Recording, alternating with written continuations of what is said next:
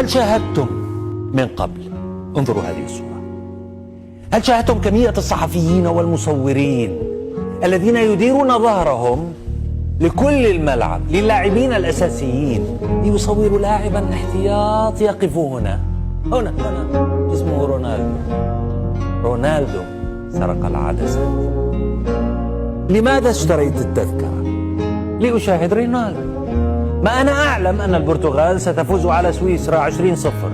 يقولون لي بالتليفون ألو فازت. أوكي، أنتم فكروا بنفسية رونالدو على الدكة، نجم في آخر أيامه الكروية، تلك الدقائق فرصته ليختم مسيرته. لاحظوا حجم الألم لديه، ماذا يقول؟ وقد كنت عطافا إذا الخيل أدبرت سريعا لدى الهيجة إلى من دعاني، وقد كنت صبارا على القرن في الوغى ثقيلا على الأعداء غضبا لسانيا.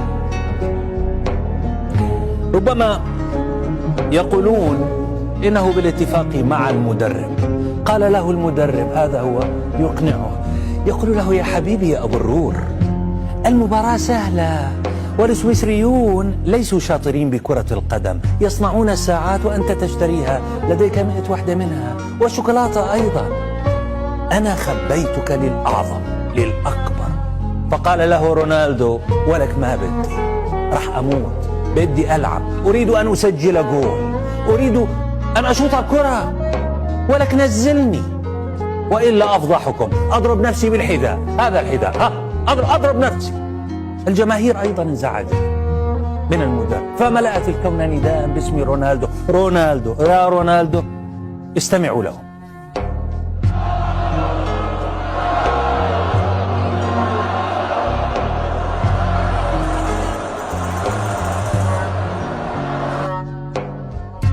في الدقيقة 73 من زمن المباراة نزل رونالدو. تأخر المدرب كثيرا بالاستجابة لصوت الجماهير. لو أنا مكان المدرب لأوعزت لكل لاعب، أي واحد يحصل على الكرة أن يمرر لرونالدو.